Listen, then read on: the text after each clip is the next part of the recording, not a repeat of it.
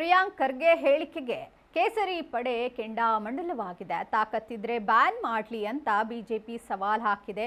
RSS ನಿಷೇಧಿಸುವ ಶಕ್ತಿ ಕಾಂಗ್ರೆಸ್ಗೆ ಇಲ್ಲ ಅಂತ ವಿಜೇಂದ್ರ ಟಾಂಗ್ ಕೊಟ್ಟಿದ್ದಾರೆ. ಇನ್ನು ಖರ್ಗೆ ಹೇಳಿಕೆ ಮೂರ್ಖತನದ ಪರಮಾವಧಿ ಅಂತ ವಿಜೇಂದ್ರ ಹೇಳಿದ್ದಾರೆ. ಆದರೆ ಯಾವ ಕಾರಣಕ್ಕೆ ನಿರ್ಬಂಧಿಸಬೇಕು ಅಂತ ಕೇಳಿದ್ದಾರೆ. ಸಿಟಿ ರವಿ ಆರ್ಎಸ್ಎಸ್ ಮುಟ್ಟೋಕ್ ಬಂದ್ರೆ ಭಸ್ಮ ಆಗೋಗ್ತೀರಾ ಅಂತ ಹೇಳಿದ್ದಾರೆ. ಇನ್ನು ಪ್ರಿಯಾಂಕ್ ಖರ್ಗೆ ಪತ್ರಕ್ಕೆ ಪ್ರಹ್ಲಾದ್ ಜೋಶಿ ಕೂಡ ಆಕ್ರೋಶ ವ್ಯಕ್ತಪಡಿಸಿದ್ದಾರೆ. ಮಾತಾಡೋದೇ ಪ್ರಿಯಾಂಕ್ ಖರ್ಗೆಗೆ ಚಟ ಅಂತ ಸುನಿಲ್ ಕುಮಾರ್ ಕೂಡ ಆಕ್ರೋಶ ವ್ಯಕ್ತಪಡಿಸಿದ್ದಾರೆ. ಪ್ರಿಯಾಂಕ್ ಖರ್ಗೆ ಮತ್ತೊಮ್ಮೆ ನಾಲಿಗೆಯನ್ನ ಹರಿಬಿಟ್ಟಿದ್ದಾರೆ ಅಂತ ಹೇಳಿದ್ದಾರೆ. ಇನ್ನು ಮೇಲ್ಮನೆ ವಿಪಕ್ಷ ನಾಯಕ ಚಲವಾದಿ ನಾರಾಯಣ ಸ್ವಾಮಿ ಕೂಡ ಕಿಡಿಕಾರಿದ್ದಾರೆ.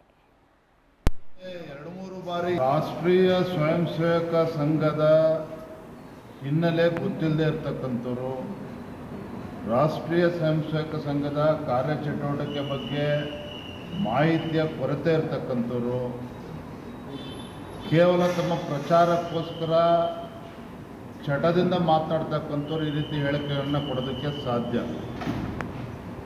ಆದರೆ ಸರ್ಕಾರಿ ಜವಾಬ್ದಾರಿ ಸ್ಥಾನದಲ್ಲಿರ್ತಕ್ಕಂಥ ಪ್ರಿಯಾಂಕಾ ಖರ್ಗೆ ಅವರು ಇಷ್ಟೊಂದು ಬೇಜವಾಬ್ದಾರಿಯಿಂದ ಪತ್ರವನ್ನು ಮುಖ್ಯಮಂತ್ರಿಗಳಿಗೆ ಬರೆದಿದ್ದಾರೆ ಅಂತ ಹೇಳಿದ್ರೆ ಇದು ಅವರ ಮೂರ್ಖತನದ ಪ್ರದರ್ಶನ ಮಾಡ್ತಾ ಇದ್ದಾರೆ. ರಾಷ್ಟ್ರೀಯ ಸ್ವಯಂ ಸೇವಕ ಸಂಘದ ಬಗ್ಗೆ ಈಗಲ್ಲ, ಹಿಂದೆ 2-3 ಬಾರಿ ಇದೇ ರೀತಿ RSS ಅನ್ನ ನಿಷೇಧವನ್ನು ಮಾಡಿರುವಂಥ ಪಕ್ಷ ಕಾಂಗ್ರೆಸ್ ಪಕ್ಷ. ಆದರೆ ಅದೇ ಕಾಂಗ್ರೆಸ್ ಪಕ್ಷ ಏನು ರಾಷ್ಟ್ರೀಯ ಸ್ವಯಂ ಸೇವಕ ಸಂಘವನ್ನು ನಿಷೇಧ ಮಾಡಿದ್ರು, ಆ ನಿಷೇಧವನ್ನು ಹಿಂತೆಗೆದುಕೊಂಡಿರ್ತಕ್ಕಂಥ ಉದಾಹರಣೆಗಳು ಕೂಡ ಇವತ್ತು ದೇಶದ ಮುಂದೆ ಇದೆ. ಯಾವ ರಾಷ್ಟ್ರೀಯ ಸ್ವಯಂ ಸೇವಕ ಸಂಘವನ್ನು ನಿಷೇಧ ಮಾಡಿದ್ರೋ ಅದೇ ರಾಷ್ಟ್ರೀಯ ಸ್ವಯಂ ಸೇವಕ ಸಂಘ ಇಂಡಿಯಾ ಚೈನಾ ವಾರ್ ಆ ಸಂದರ್ಭದಲ್ಲಿ ಸಂಘದ ಚಟುವಟಿಕೆಗಳನ್ನು ಗಮನಿಸಿ ಶ್ಲಾಘಿಸಿ RSSನ ಅಂದಿನ ರಿಪಬ್ಲಿಕ್ ಪೆರೇಡಲ್ಲೂ ಕೂಡ ಇದೇ ಕಾಂಗ್ರೆಸ್ ಪಕ್ಷ ಅವಕಾಶ ಮಾಡಿಕೊಟ್ಟಿರ್ತಕ್ಕಂಥದ್ದನ್ನು ಕೂಡ ಪ್ರಿಯಾಂಕಾ ಖರ್ಗೆ ಅವರಿಗೆ ಸಂದರ್ಭ ನೆನಪು ಮಾಡಿಕೊಡ್ತಾರೆ.